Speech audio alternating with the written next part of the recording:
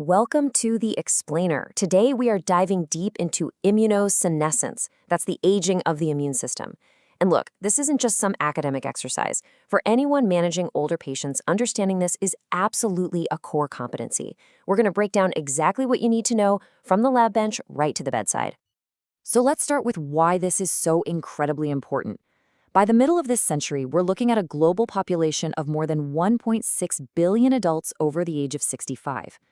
That demographic shift is massive, and it means that a deep understanding of these age-related immune changes isn't just helpful, it's going to be a fundamental part of your daily practice.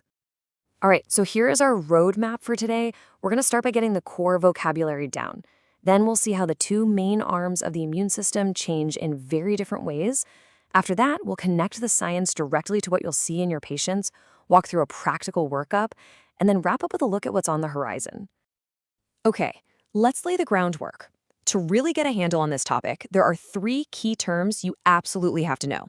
They all sound kinda similar, but they describe different parts of the same story. First up, the main event, immunosenescence itself. This is the big picture umbrella term. It refers to all the global, age-related changes that lead to a decline in immune function. It's not a specific disease, but a fundamental process of getting older. Now, a direct result of immunosenescence is this state we call inflammaging. The best way to think about this is that the immune system's baseline volume knob gets turned up and stuck. It's this chronic, smoldering, low-grade inflammation that just hums along in the background, becoming the new normal for older adults. And if we zoom into the cellular level, we find cellular senescence. This is fascinating. You have these old cells that stop dividing, but they refuse to die. Instead, they hang around and become these tiny little troublemaking factories, constantly pumping out a cocktail of inflammatory proteins we call SASP. These are the guys fueling that chronic inflammaging we just talked about. Okay, so we've got the concepts down, but how does this actually play out in our immune defenses? Well, the impact isn't spread evenly across the board. So let's break down what happens to the two main branches of the immune system. At a 30,000-foot view, it looks like this. The innate system, that's our fast-acting first line of defense, it stays relatively active, but it gets cranky and dysregulated, and it's a key driver of that inflammaging.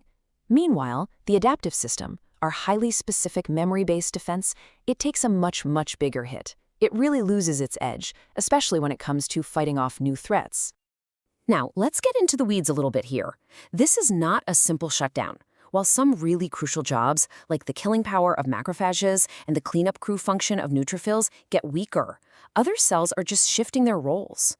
The big takeaway here is dysregulation. You get weaker acute responses when you need them, and more of that chronic, unhelpful inflammation when you don't.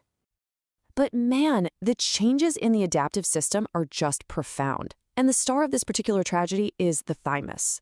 It's the training ground for our T cells, and it basically decides to retire super early in life. This thymic involution means the factory for new naive T cells pretty much shuts down.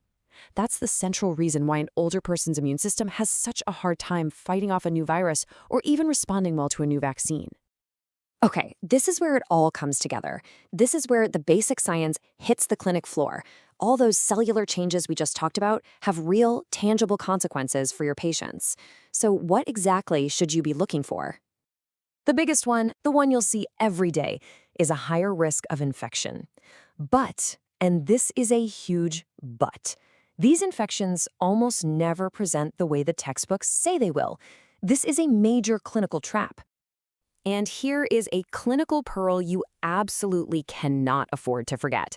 For up to a third, 1 in 3, of your older patients with a serious infection, a fever will be blunted or completely absent.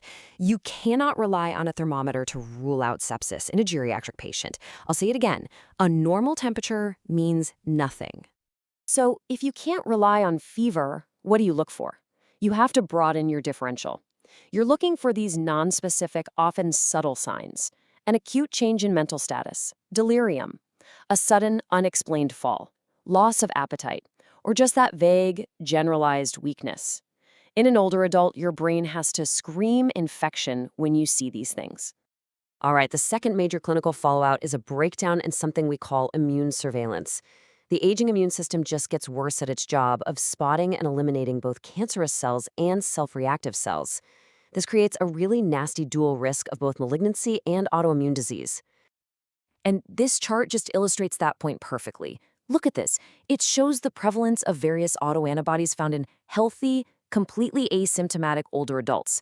It's wild. A huge chunk of them are just walking around with these circulating autoantibodies, and it's a direct reflection of that underlying immune dysregulation we were talking about. So you're in the clinic or on the wards. You suspect a patient's immune system isn't working right. Where do you even begin? The key here is to start by looking for the most common culprits first.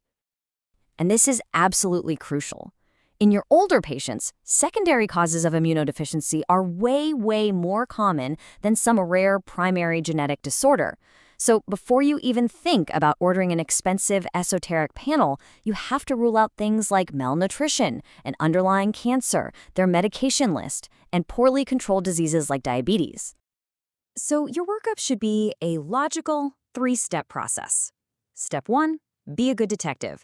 Get a great history, do a thorough physical, and run some basic labs to screen for those secondary causes. Step 2, then you can move on to simple screening tests, like a CBC with a diff and immunoglobulin levels. And finally, step 3, if you really want to see how the system is working in the real world, check the response to common vaccines. And finally, the question on everybody's mind: can we actually do anything about this? What does the science say right now, and what's coming down the pipeline that looks promising? Let's be clear, right now, there is no magic pill. Our current evidence-based strategies are pretty straightforward. First, you've got the foundations: good nutrition, regular moderate exercise. Second, we can be smarter with prevention, like using higher dose or specially formulated vaccines to coax a better response out of that tired immune system. But what's really exciting is the investigational stuff. Researchers are looking hard at drugs like mTOR inhibitors and even metformin for their potential to directly target the aging process itself. And this all leads us to a really fascinating, provocative final thought. As our understanding of this process grows, and as new interventions are developed, we might be approaching a future where biological age is no longer just a number we write down in the chart, but a dynamic, modifiable risk factor that we can actually treat to improve not just lifespan, but health span.